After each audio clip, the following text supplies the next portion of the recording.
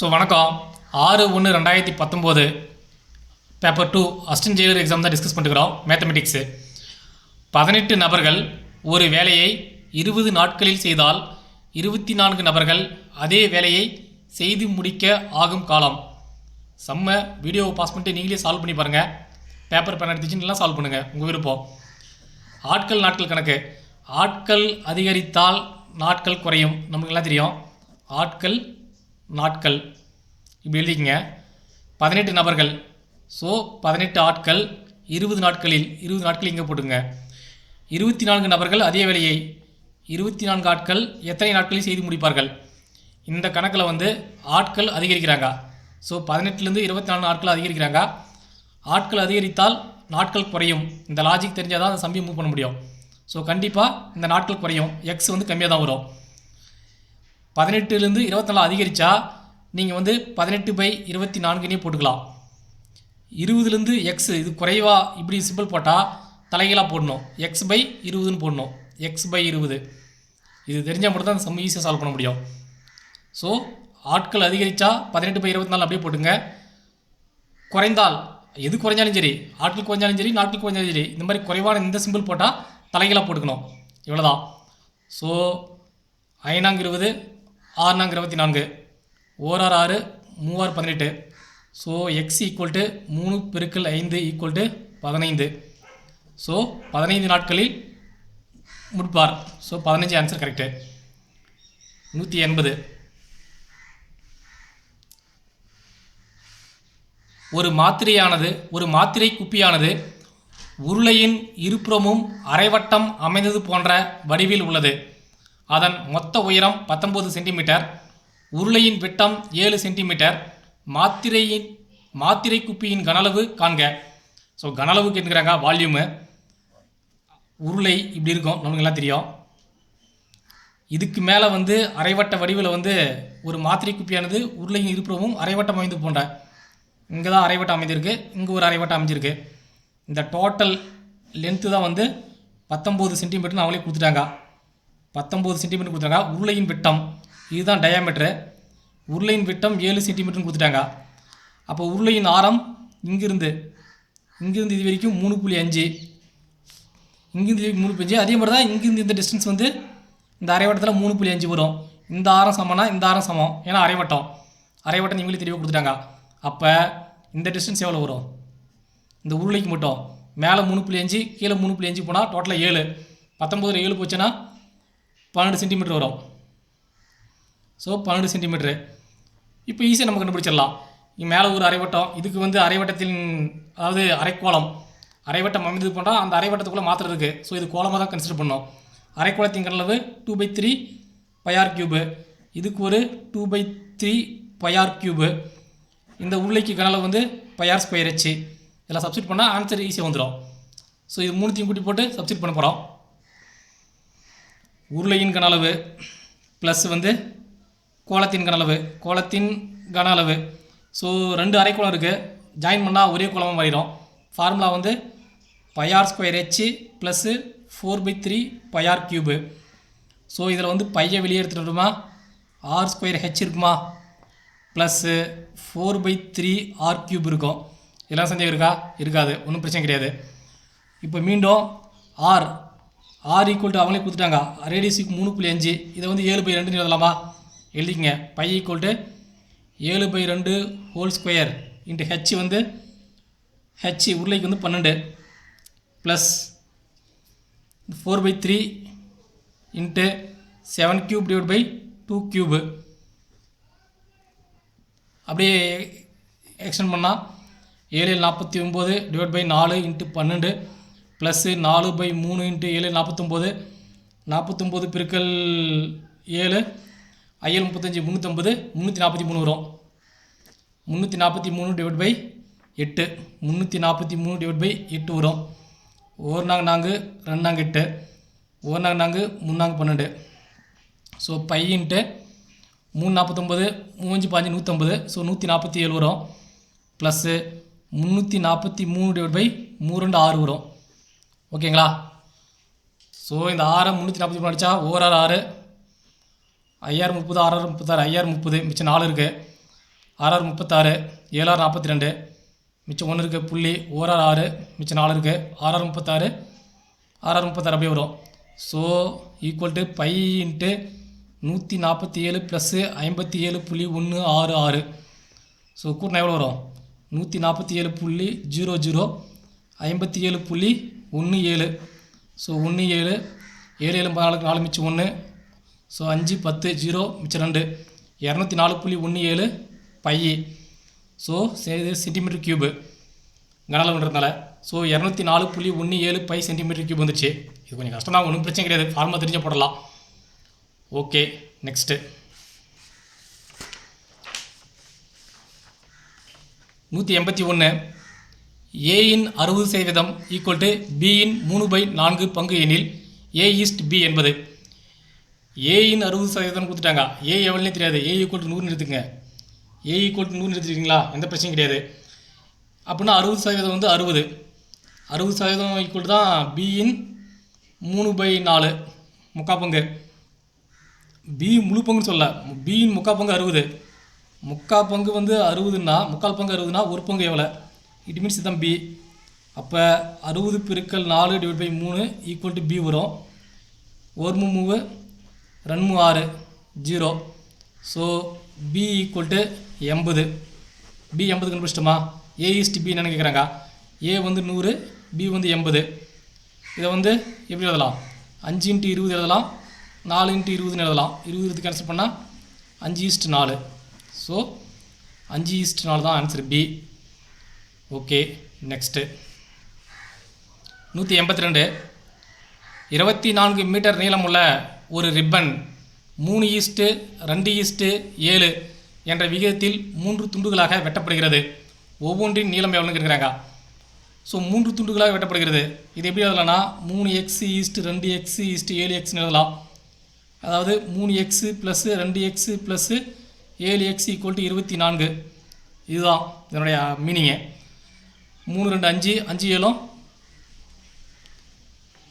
12. 12x = 24. 1 12 12 2 24. x = 2. x 2. அப்போ x 2னா இதுதான் 3x விகிதத்தில் இருக்குது. 3 2 6, 2 2 4, 7 2 14. 6:4:14. 6 மீட்டர் 4 மீட்டர் 14 மீட்டர் ஒவ்வொன்றின் நீளம். ஸோ ஏ ஆப்ஷன் தான் வந்து கரெக்டு. நெக்ஸ்ட்டு 183. ஈஸி தான் எல்லா கணக்கும், நீங்களே போட்டு பார்க்கலாம். ஜிசிடி என்னன்னு கேட்குறாங்க. கிரேட்டஸ்ட் காமன் டிவைசர் மீ போ வா. மீ பெரு பொது பகுதி ஹெச்சிஎஃப் தான் கேட்குறாங்க. ஹையஸ்ட் காமன் ஃபேக்டர் தான் கேட்குறாங்க. இங்கே x² + 2xy + y². இது எப்படி இருக்குது? x + y ஹோல் ஸ்கொயர் இந்த ஃபார்மெட்டில் இருக்குது. அடுத்துட்டு வந்து x + y ஹோல் க்யூப்னு அப்படியே கொடுத்துட்டோம். இதை எப்படி எழுதலாம்? 25 வந்து அப்படியே வைங்க. இதை வந்து x + y x - yன்னு எழுதலாமா? a² - b² ஃபார்முலா வந்து a + b a - b. மீபேவான்றது வந்து ஒரு நம்பர் வந்து மூணுத்துலேயும் பொதுவாக இருக்கணும். அந்த நம்பர் ரொம்ப சின்னதாக இருக்கணும் இருக்கிறதுலே. ஸோ இங்கே ஸ்கொயர் இருக்குது, இங்கே க்யூப்பில் இருக்குது, இங்கே மட்டும் தான் பவர் 1ல் இருக்குது. So x + y. இங்கே ஒரு x + y இருக்குது, இங்கே x + y x + y தான். ஸோ இருக்கிறதுலே அடுக்கு சின்னது வந்து மீபேவாவுக்கு அடுக்கு சின்னது இருக்கணும். மீசிமாவுக்கு வந்து பெரிய அடுக்கு இருக்கணும், ப்ளஸ் இந்த மிச்சங்கிறதையும் எடுத்துக்கணும். ஸோ இங்கே கேட்குறது வந்து மீ போ வா. மீ பெரு பொது வகுத்தி மிகச்சிறிய நம்பர் தான் எடுக்கணும். ஸோ x + y பவர் 1 தான் எடுக்கணும்.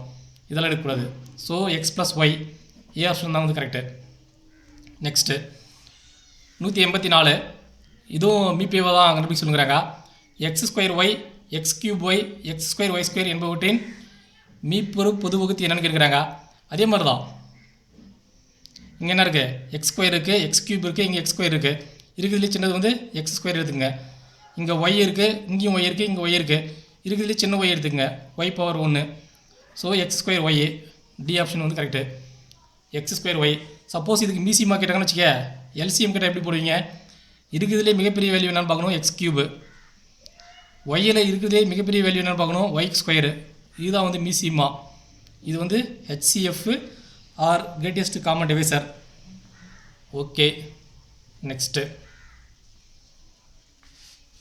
184. 185. வினை ஒரு வங்கியில் ரூ 50,000 ஆண்டு வட்டி 4% 2 ஆண்டுகளுக்கு கடனாக பெற்றார். தனி வட்டி கண்டுபிடி. ரொம்ப சிம்பிள். சிம்பிள் இன்ட்ரெஸ்ட் தான் என்னன்னு கேட்குறாங்க. அசில் பி அவங்களே கொடுத்துட்டாங்க. ஆண்டு வட்டி ரேட் ஆஃப் இன்ட்ரெஸ்ட் கொடுத்துட்டாங்க. 2 ஆண்டுகளுக்கு n ஈக்குவல் கொடுத்துட்டாங்க. Simple interest equal to PNR/100 நம்மளுக்கு ஃபார்முலா தெரியும். அசில் பி எவ்வளோ 50,000, n ஆண்டுகள் 2, ரேட் ஆஃப் இன்ட்ரெஸ்ட் வந்து 4 டிவைட் பை 100. இந்த 100 அடித்தோம்னா 2 சைபர் போயிடும். ஸோ 500 பெருக்கல் 2 பெருக்கல் 4, 500 பெருக்கல் 2 1000 பெருக்கல் 4 4000. ஸோ 4000. ரொம்ப சிம்பிள். சிம்பிள் இன்ட்ரெஸ்ட் கிடந்தாலும் ரொம்ப சிம்பிளாக போட்டோம். So 4000 answer. Next 186. 186 A equal to 7 B equal to 5 எனில் A³ minus B³ plus 3A² B இன் மதிப்பு என்னன்னு கேட்குறாங்க. நீங்கள் ஃபார்முலா படி போட்டாலும் சரி, நீங்கள் எப்படி வேறு சிம்பிளாக போட்டாலும் சரி, இந்த இடத்த பொறுத்த வரைக்கும் நம்பர் சின்னதாக இருக்குது. 7 49, 49 7 என்னன்னு பிரிக்க போட்டால் முடிஞ்சு போச்சு. 49 7 வந்து 49 பெருக்கல் 7, 9 63 3 மிச்சம் 6, 4 28, 28 ஒரு 6 34, 343.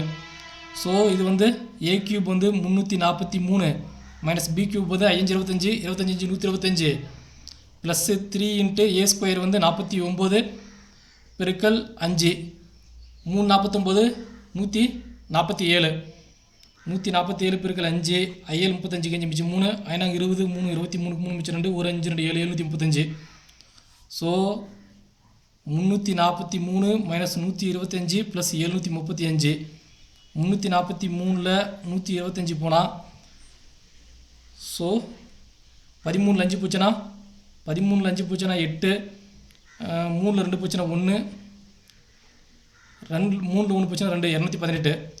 ஸோ 218யும் இந்த 735 கூட்டம் வந்துடும். 735 கூட்டம் வந்துடும். 8 5 13 3 மிச்சம் 1, 3 1 4, 4 1 5, 7 2 9, 953. So 953 answer. 186க்கு ஓகே. அடுத்துட்டு 187. 187 சிம்பிளிஃபை பண்ண சொல்லி கேட்டுக்கிறாங்க. சுருக்குக. இது ரொம்ப simple. 3.5 divide by 0.7 of 7 plus 0.5 into 0.3 minus 0.1. இது வந்து போர்ட் மாஸ் ரூல் அதில் இருக்குது. அந்த இனிய வள்ளல் பெயர் கூட கர்ணன் தானே. இதுதான் அந்த மீனிங்கு. போர்ட்னா ப்ராக்கெட்டு அடைப்பு, பீனா ப்ராக்கெட்டு அடைப்பு, ஆஃப்னா இன்னு. ஸோ ஃபஸ்ட்டு என்ன இருக்கணும், ப்ராக்கெட்டை ரிமூவ் பண்ணணும். இதோட மீனிங்கு ப்ராக்கெட்டை ரிமூவ் பண்ணால் 0.7 இன்ட்டு 0.7 ஆஃப் 7 எப்படி எழுதலாம். 0.7 இன்ட்டு 7 வந்து 4.9, 7 49 4.9 ஆகுமா. அப்போ 3.5 டிவைட் பை 4.9 இந்த இது எழுதிட்டோம். இப்போ அடுத்து என்ன எழுதணும், ஆஃப் எடுத்துகிட்டு டிவைட் எடுக்கணும். ஆஃப் எடுத்துகிட்டு டிவைட் எடுக்கணும். டிவைட் எடுத்துட்டோம்னா 3.5 டிவைட் பை 4.9 இது வந்து 35/49 எழுதலாம். IL 35, 7 49, 5/7 எழுதலாம். ஸோ இவ்வளோ டெர்மினாலஜி சேர்ந்து வந்து 5/7 மாறிடுச்சு. ப்ளஸ் வந்து 0.5 பெருக்கல் 0.3 பெருக்கல் மைனஸ் 0.1. அடுத்துட்டு வந்து மல்டிப்ளிகேஷன் எடுக்க சொல்கிறாங்க. 0.5 இன்ட்டு 0.3 வந்து என்ன வரும், 0.15 வரும். ஸோ 0.15. அடுத்துட்டு அடிஷனு. ஸோ இந்த 5/7யும் 0.15 கூட்டினா எவ்வளோ வரும், 5/7 ப்ளஸ் 15/100. ஓகேங்களா. 3 5 25 100. ஸோ குறுக்கு பெருக்கல் பார்க்கணும். 25 100, 7 21, 7 14 140, 121/140 மைனஸ் இந்த 0.1 எப்படி எழுதலாம், 1/10 எழுதலாம். இதை வந்து ஓகேவா 121 ஒன்றும் பிரச்சனை கிடையாது, கரெக்டு தான். 0.1 1/10 எழுதலாம். 100. ஓகே. Next 10 1210 minus 140. எல்சிஎம் எடுத்துக்கங்க, கன்ஃபியூஸ் ஆகாதுக்கிறதுக்கு. 140 10 2ஆல் எடுத்தோம்னா 7 2 14 0, 5 2 10, 5 போட்டோம்னா 1 5 5 4 5 20, 1 5 5 2ஆல் 7 2 14. ஸோ 5 2 10 12 20. ஸோ 5 2 10 12 20, 20 140, 140 போட்டுங்க. ஒரு 140க்கு 121, 14 140 இருக்குது, 14 போட்டுங்க. 10ல் வந்து 14 10 140. ஸோ போட்டோம்னா 121 14 போச்சுன்னா 121 14 போனால் 11 4 போச்சுன்னா 7 0 1 107/140 ஓகேங்களா. 107/140 ஏ ஆப்ஷன் வந்து கரெக்டு. இன்னொரு முறை போட்டு பாருங்கள், கரெக்டாக உங்களுக்கு கரெக்டாக வரும், ஒன்றும் பிரச்சனை கிடையாது. அடுத்தது 188. இது குரூப் 2ல் கேட்ட கேள்வியை அப்படியே ரிப்பீட்டாக கேட்டுக்கிறாங்க. குரூப் 2ல் எந்த கேள்வி தான் கேட்டிருந்தாங்க, 0.027 கியூப் ரூட்டுக்கு வந்து இதோட மீனிங் என்னென்னா 0.027 இதனோட அர்த்தம். நீங்கள் டைரெக்டாக உங்களுக்கு தெரிஞ்சுன்னா இப்படியே எழுதிக்கலாம், 0.3 × 0.3 × 0.3. ஸ்கொயர் ரூட்னா 2ல் 1 எடுத்துக்கிறோம், கியூப் ரூட்னா 3ல் 1 எடுத்துக்கிறோம். 0.3 டைரெக்டாக ஆன்சர் கொடுக்கலாம். இல்லை இன்னும் சிம்பிளாக போடணுன்னா இதை எப்படி எழுதலாம், 0.027 பவர் 1/3 எழுதலாமா, ஓகேங்களா. இதை இன்னும் எப்படி எழுதலாம், 27/1000 எழுதலாமா. ஏன்னா மேலேயும் 1000ஆல் கீழேயும் 1000ஆல் பிரிக்கணும்னா இந்த இது வந்துடும், பவர் 1/3. இதை எப்படி எழுதலாம், 3 கியூபு / 10 கியூப்னு எழுதலாமா, 1/3. இதை வந்து 3/10 3/3 எழுதலாம். இந்த 3 கேன்சல் ஆயிரும், 3/10 3/10 0.3 எழுதலாம். உங்களுக்கு எது விருப்பமாக்குதோ அதை போட்டுங்க. இது ரிப்பீட்டாக கேட்குற கேள்வி தான். Okay, next 188. 189. 280% of 3940. 3940 280% equal to என்னன்னு கேட்குறாங்க. அதாவது 100% ஈக்குவல் டு 3940 அப்படின்னா 280% ஈக்குவல் டு என்னன்னு கேட்குறாங்க. இது பெருக்கிறது தான் வேலை, வேற ஒன்றும் இல்லை. இந்த 0 கேன்சலு, இந்த 0 cancel. So X equal to 394 பெருக்கல் 28. 8 32 2 மிச்சம் 3, 8 9 72 3 75 5 மிச்சம் 7, 3 24 3 3 24 ஒரு 7 31, 2 8 2 18 மிச்சம் 1, 6 6 6 1 7, 2 8 5 13 3 மிச்சம் 1, 9 10 0 11. ஸோ 11 0 32. ஸோ 11 0 32 பி ஆப்ஷன் வந்து கரெக்டு. நெக்ஸ்ட்டு 190. ஒரு குறிப்பிட்ட நாளில் 35 மாணவர்கள் உள்ள ஒரு வகுப்பில் 7 மாணவர்கள் வருகை தரவில்லை எனில் வருகை தராத மாணவர்களின் சதவீதத்தை காண்க. ஒரு குறிப்பிட்ட நாளில் 35 மாணவர்கள் இருக்கிறாங்க. 35 மாணவர்கள் தான் 100%. 100% வந்து 35 மாணவர்கள். 7 மாணவர்கள் வருகை தரவில்லை எனில் வருகை தராத மாணவர்களின் சதவீதம். ஸோ 7 மாணவர்கள் வரல, அவங்களோட சதவீதம் என்ன கேட்குறாங்க, அதுதான் எக்ஸு. மல்டிப்ளை பண்ணி பாருங்கள், 1 7 5 35, 1 5 25 100. So X equal to 20%. So 20% வரவில்லை. 190க்கு B answer. Okay, that's all. ஆக்சுவலாக வந்து டெய்லியும் 25 கணக்கு நீங்கள் வந்து ப்ராக்டிஸ் பண்ணி பார்த்தா தான் குரூப் 1ல் அப்கமிங் குரூப் 1 எக்ஸாமில் 50க்கு 50 மேக்ஸை சால்வ் பண்ண முடியும். நம்ம வந்து எல்லா கணக்கும் தெரிஞ்சு தள்ளி மட்டும் போகாது, எவ்வளோ சீக்கிரத்தில் சால்வ் பண்ணுறது தான் முக்கியமே. ஸோ டெய்லியும் ப்ராக்டிஸ் பண்ணால் தான் வந்து சீக்கிரமாக சால்வ் பண்ண முடியும். ரிப்பீட் கொஸ்டின் வந்தால் டைரெக்டாக ஆன்சர் பண்ண முடியும். Okay, that's all.